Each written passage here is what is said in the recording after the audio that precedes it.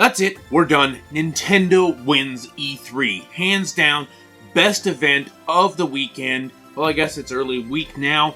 E3 has been going on for 3 or 4 days now. We started with Summer Games Fest, went through the Xbox event, and it was pretty good, but most of the rest of E3 has just been bunk. But Nintendo absolutely knocked it out of the park.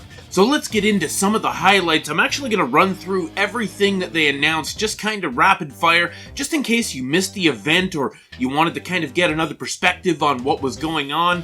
So to start out, they always start out these events with Smash announcements, Smash Bros. Ultimate. There's a new fighter coming, a Kazuya from Tekken series. I'm not really interested in Smash Bros, and I'm not really all that interested in Tekken, so this didn't really amaze me or anything.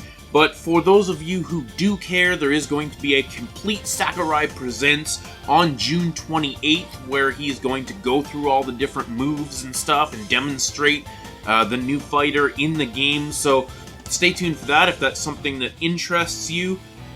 Next they announced Life is Strange Remastered. Now, I have never played the Life is Strange series, but the trailers that I saw actually made me pretty interested. I know these games are available on other systems, but I'm pretty interested to check these out. So there's a remaster of Life is Strange, and then there seems to be a new game. I'm not really familiar with the series, so I'm not sure if this is a brand new game, but Life is Strange True Colors. And again, this looks really nice. It looks like a really interesting kind of... I'm not sure what type of games these are, whether they're kind of more visual novels or what. From the trailer, it was very story heavy, but really beautiful looking game.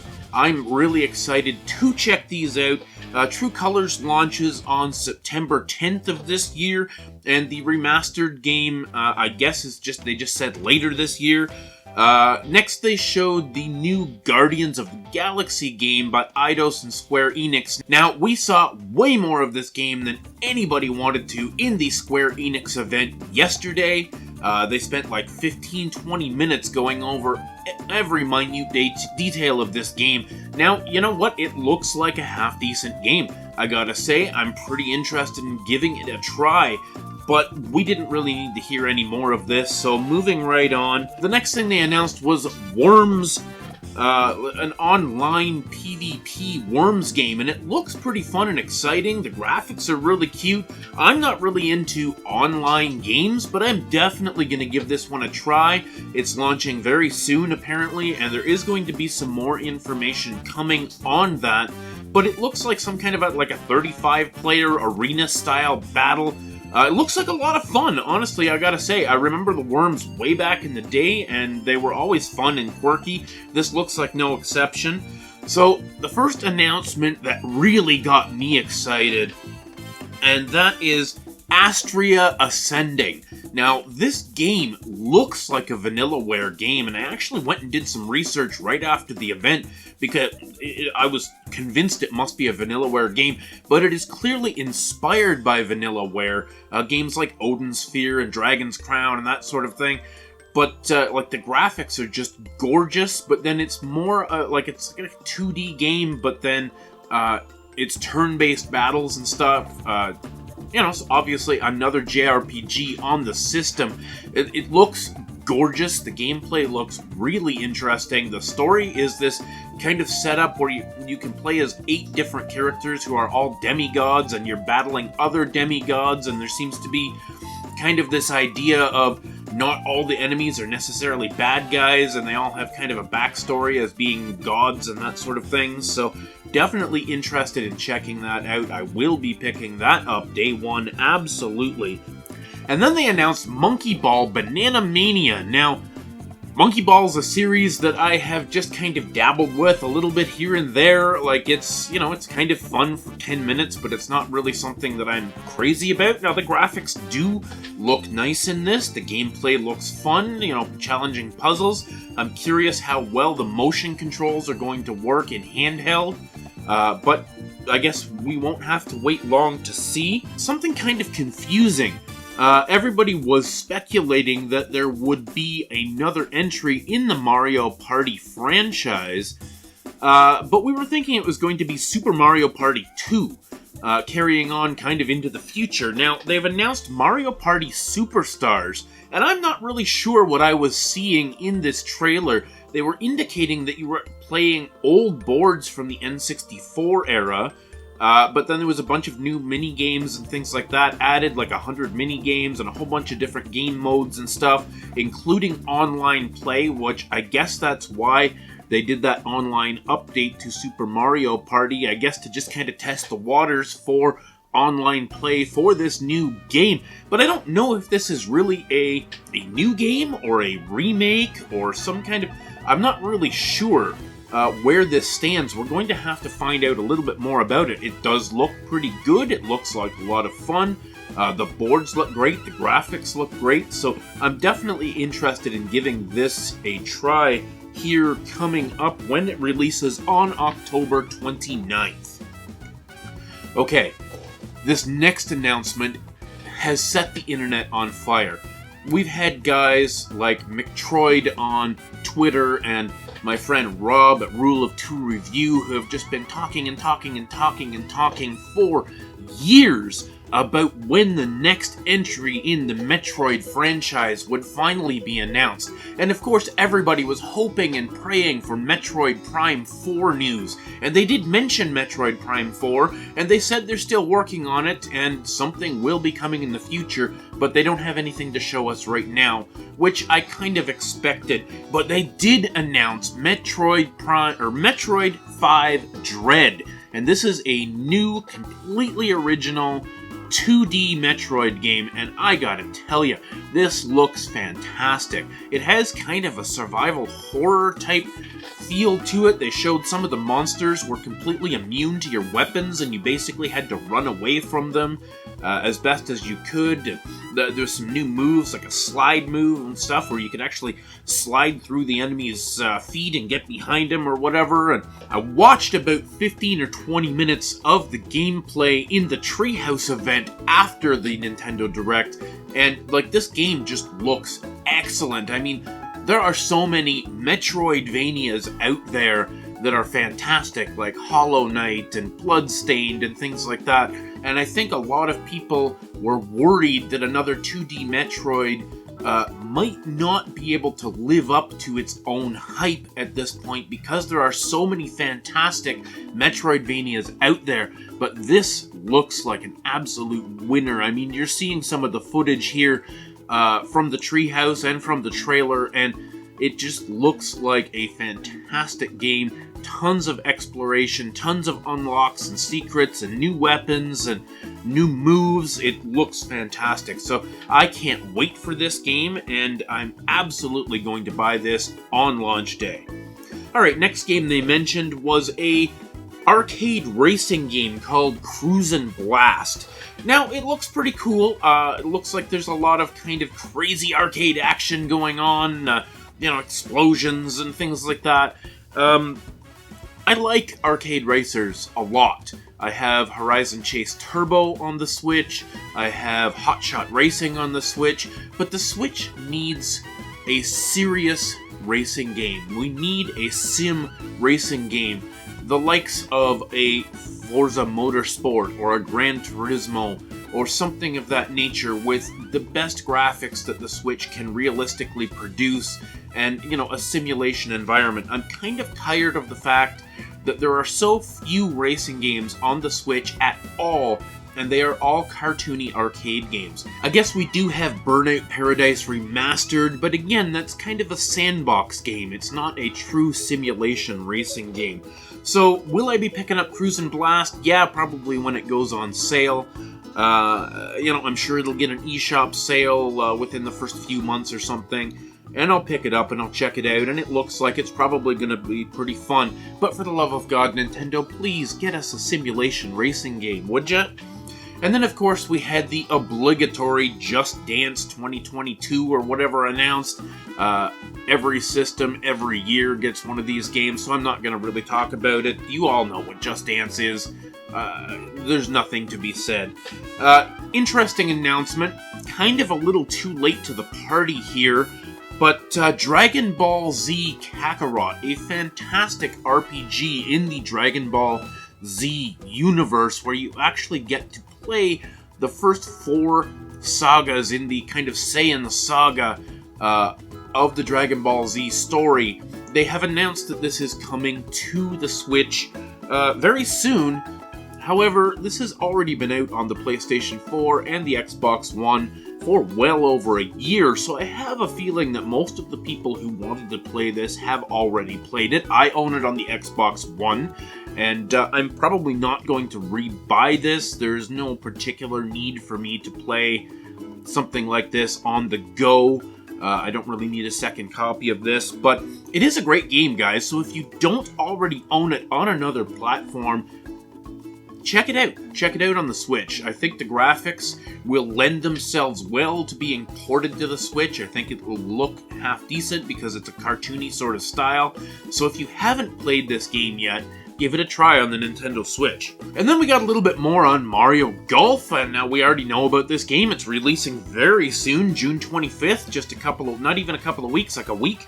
And this game looks fantastic. I'm not a big fan of sports games, but golf games, and particularly Mario Golf games, or any golf games that have kind of a cute sort of style to it, I absolutely love them.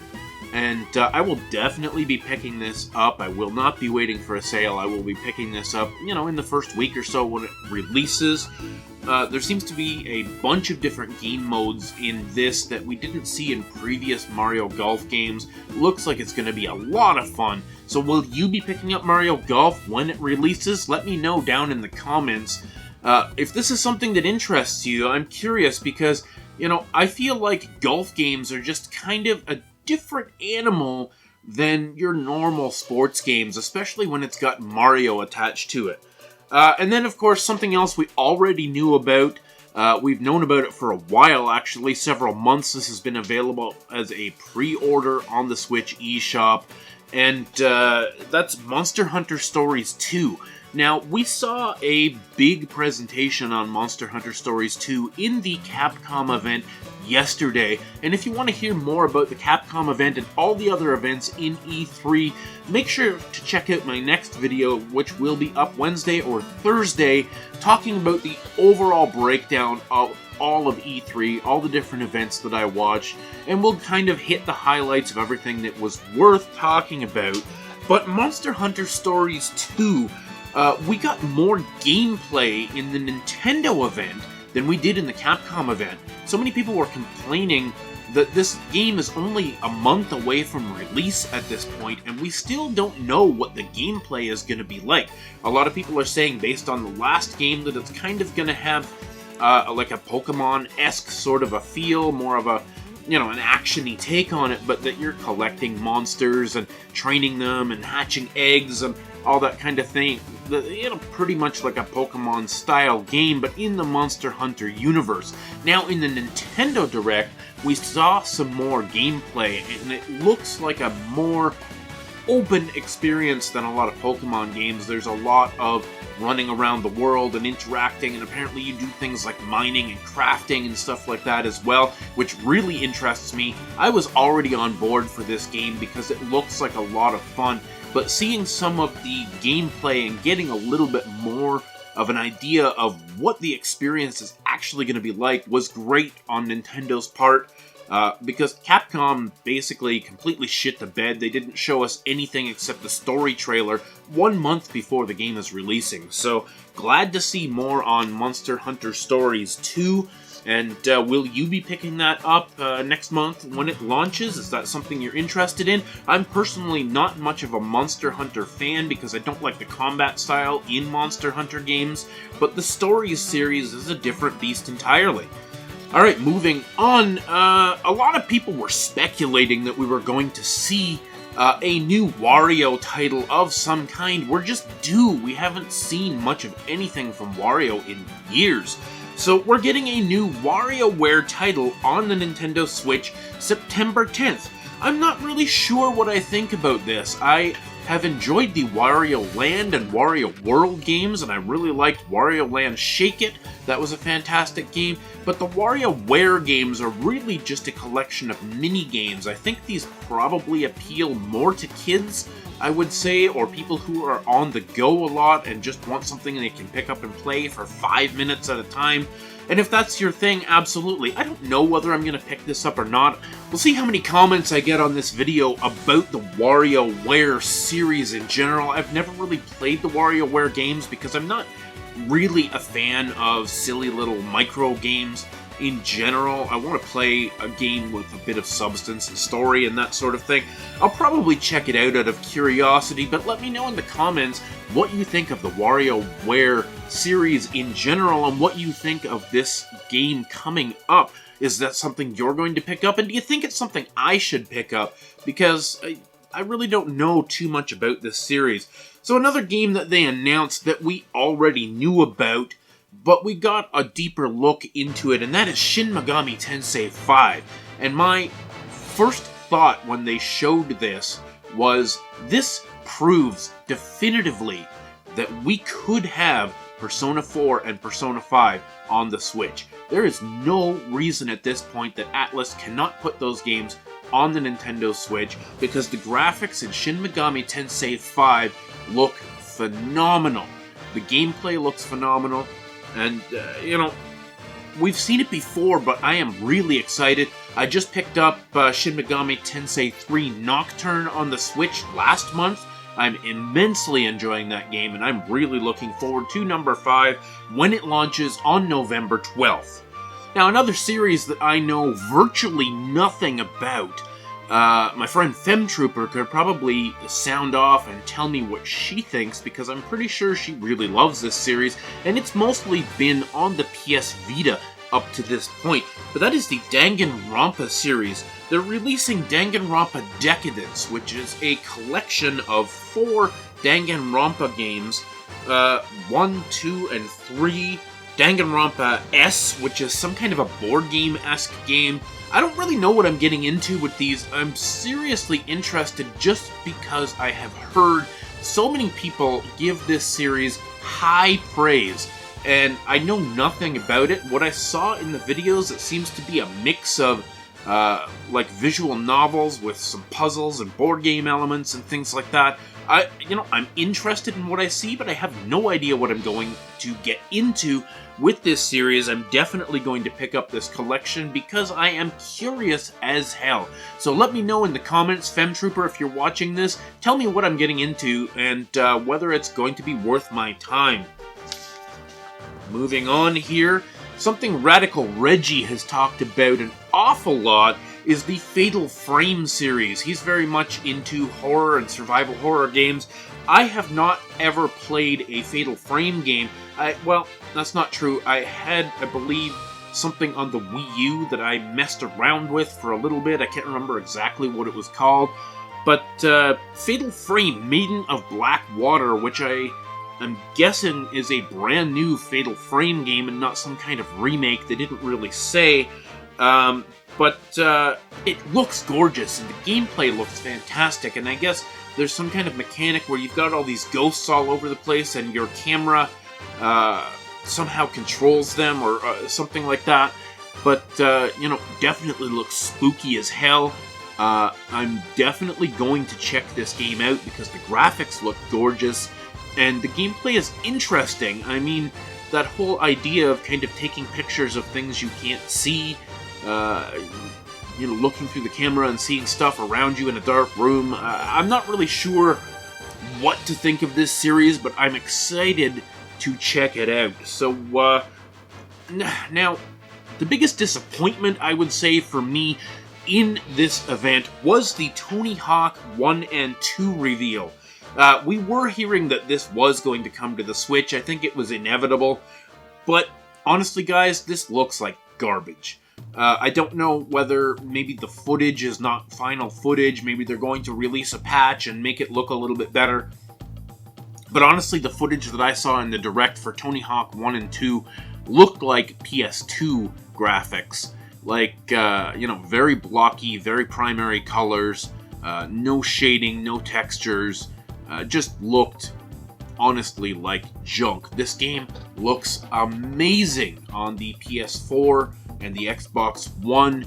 And if you have one of those systems, I would highly recommend, if you haven't played it already, to go out and buy it on the PS4. Now, I guess if you really, really love the Tony Hawk series and you want to have that gameplay style on the go, on the bus, in the doctor's office, whatever, sure, go out, pick it up. I think the gameplay is going to be just as interesting and just as engaging, but the graphics look like crap. The Switch is just not good at creating these realistic looking games, and you know, maybe when we see a Switch Pro ever, maybe this might look a little bit better. But a game that actually did interest me quite a bit, and it's actually launching today, and that is Strange Brigade.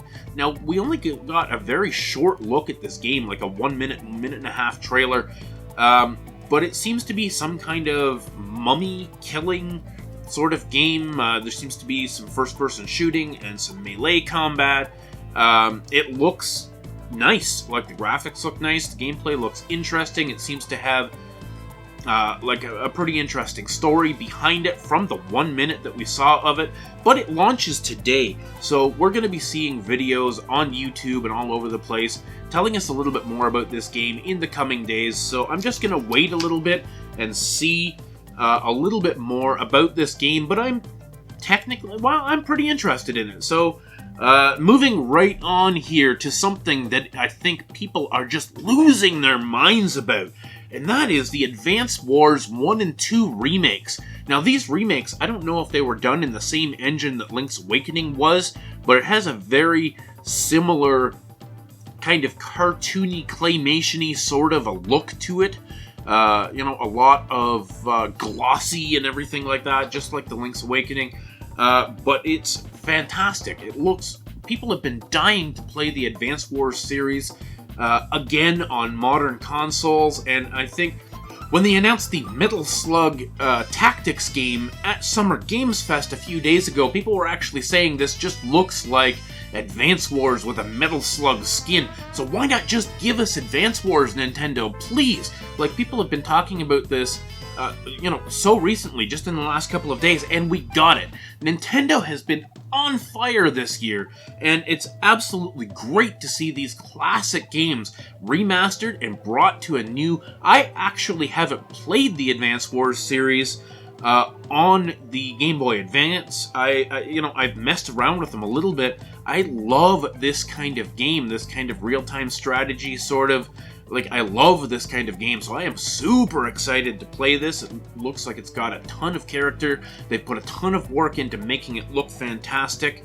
So, moving on, we have Hyrule Warriors DLC that's going to give us some more gameplay, some more story elements. That's fantastic.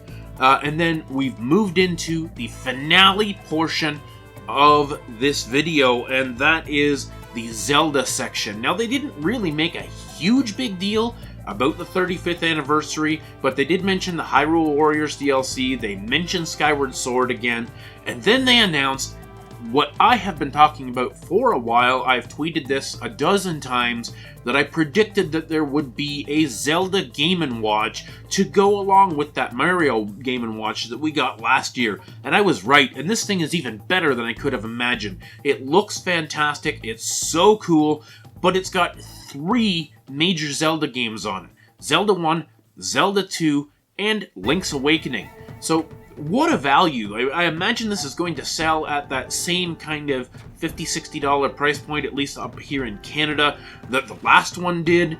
And to be able to play these 3 games in this really cool way, I am definitely buying one. I didn't actually pick up the Mario Game & Watch. I wasn't all that interested. I actually bought one for Kaz for his birthday, but the Zelda one is going on my shelf. Absolutely.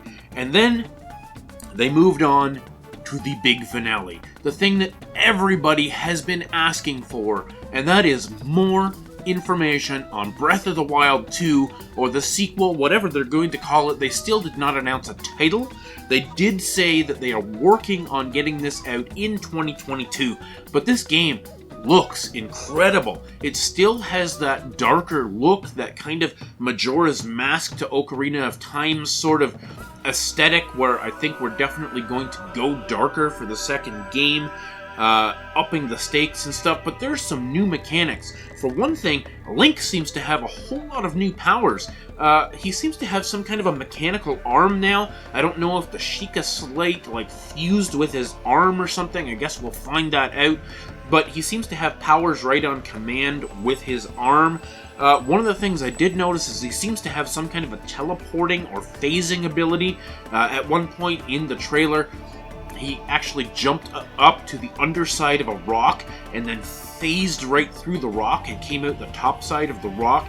So I don't know if that's some kind of a teleport ability or a phase through walls ability or whatever, but that's really cool. And then, you know, he seemed to have some kind of a blaster type weapon or something out of his mechanical arm. I just caught a glimpse of it in the trailer, but I think there's going to be a lot of new things, and they've announced that this game is going to be a lot more vertical, that they've added huge portions of Hyrule up in the sky, and you're going to be exploring the skies. There's going to be like these floating islands and stuff. It looks like Hyrule Castle is actually floating up in the air. So what did you guys think? Have you seen the Breath of the Wild 2 trailer that they played today? Have you seen it? What do you think of it? I am super excited for this game, and I cannot wait for 2022. I hope there are no major delays. I hope we get this thing in a timely manner, because I am just dying to play this game. So that wraps up my Nintendo Direct reaction video. Please comment down below what were your favorite parts of the Nintendo Direct, and which ones of these games will you be picking up day one? Thanks for watching the video, guys. Thanks for subscribing. Like the video on your way out. Please, it helps out a ton. Stay classy.